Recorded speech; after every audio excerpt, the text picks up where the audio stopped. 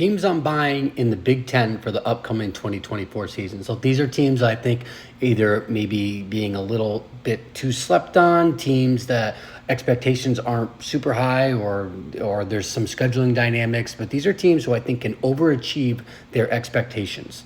So let's start with the reigning champs, the three-time back-to-back-to-back Big Ten champions, Michigan. Man, like they're just not right now. They're fourth in the Big Ten to win the title, the Big Ten title. So I mean, what more do these guys need to prove? And like, I'm not saying that there should be the overall favorite to win because I don't think that they should be, but damn, kind of being slept on a little bit too much. And obviously, I know like new coaching staff, a lot of dudes being sent to the NFL, sent a million guys to the friggin' draft. So I get it, but I think they're just being written off a little bit too much right now. Like they still got Will Johnson coming back at corner, Kenneth Grant, Mason Graham. They'll have the best interior D line probably in the country. Donovan Edwards come back. They'll have Kostin Loveland back. Alex Orji, we'll see what he can be like on offense, but he looks to be like a pretty dynamic and hard dude to tackle. We'll see how he can will look throwing the ball, but I think there's a lot back for Michigan right now where there's a good amount to like, and I have belief in Sharon Moore as an offensive line coach. They'll turn over a decent amount on the offensive line, but I think they'll be fine there. Sharon Moore already has 2 wins under his belt against Ohio State and against Penn State, 2 big time games, and we saw what he was able to do in Penn State. His strategy of like, look, I'm just going to run the ball 30 plus times because you can't defend it. So, like, he has a pretty good football mind, and I think they're going to be pretty good this year again. And I just think that because they won the national championship and because there was a lot leaving the program, that they're not being taken as seriously as I think that they maybe should be. And look, what Texas comes to town week 2, and, like, everyone's just already assuming Texas has won that game. Like, they're coming to the big house, and the SEC and, like, the new Texas SEC, what are they going to look like, So I just think that they're being written off a little bit too much. And I like Michigan to, be very competitive this year and maybe make the Big Ten championship. We'll see. Okay, this is a new one, Nebraska. Now, look, they always have, hype and hope behind them every single year, even with like Scott Frost there and whatever. Like, they have never been able to pull it all together and be successful and have that great season in recent history. Obviously, they have a very historic program dating back with a lot of national championships and tremendous success. But of recent, they have not been able to swing it together.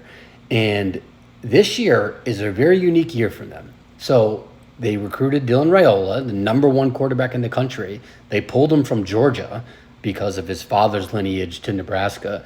So they have a lot of hopes for him. I think he's going to be awesome. Now, obviously, he's going to be a freshman in Big Ten play, so it's a big step up from high school, but I think he'll be great, and there's a lot to like about him. I like Matt Rule's linear trajectory in his previous coaching stints, like where it looks like from year 1 to year 2 to year 3, always showing growth. So you got that to lean on. Nebraska right now is 3rd in returning production, in Bill Connolly's returning production. So they have a lot to bring back. And really their biggest problem last year was their quarterback play. Obviously, they made bonehead mistakes, and that's been Nebraska's MO for quite some time now. And the losing in 1-score games and not being able to get over that edge. But I think this might be a year where they could turn it around. And obviously that has been said about Nebraska for a lot. But I'm actually kind of buying in this year into the Nebraska hype.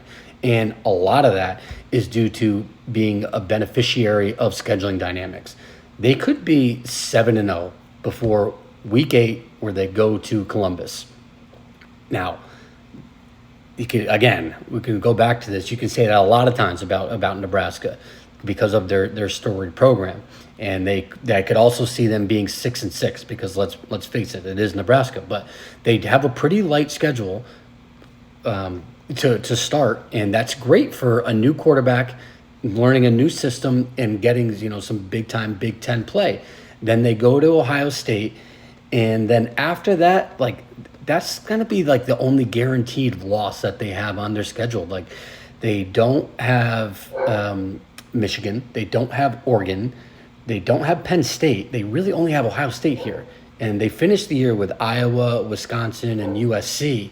So those are all going to be coin flip games, and like if you get the right bounce of the ball and right luck, like that could work out really well from you. So I like Nebraska to overachieve this year and really to make some noise in the Big Ten. Okay, lastly, Penn State. Now, so much of their success this year is going to depend on Drew Aller. He had a good season outside of the two biggest games, Michigan and Ohio State. So he needs to grow and be able to step up in those big games. More importantly, he needs to grow from the short routes and the checkdowns and be a downfield threat. Like he needs to be able to work on that and provide some flexibility and open space for this offense, because they have the two best backs. Like they probably have the best backfield in the Big Ten, maybe in the country, with Kaytron Allen and Nick Singleton. So they know they're going to be good in the backfield. They need to be able to have a dynamic threat downfield, and Drew Aller really needs to step up to do that. And they picked up Julian Fleming, so a lot of hope for him this year. They have Trey Wallace coming back for this year. They think he's going to be a star. So they're hoping that the receiver room will make strides and leaps compared to last year. On the defensive side of the ball, they obviously lose Kalen King. They lose Johnny Dixon in the secondary. But they got some guys who had gotten reps last year, like Cam Miller, and obviously safety Jalen Reed is coming back. And then, of course, obviously Abdul Carter coming back on the edge. So they should be pretty solid, I think, on defense. And they should be favored in every game except for the Ohio State game, but that's at Beaver Stadium. They do have some tricky away games. They have West Virginia to start the season. That'll be a little tricky for them, but they should be able to handle that. They have USC, Wisconsin in back-to-back weeks. That's also going to be a little tricky, but they avoid Oregon. They avoid Michigan. They have a real shot to get to the Big Ten title game and a shot at the playoffs this year. No one is going to benefit more than Penn State from this new dynamic of no divisions in the Big Ten and an expanded playoff. This is a great year for Penn State to take advantage of that. Follow Big Body Ball on all socials, TikTok, Instagram, Twitter, YouTube.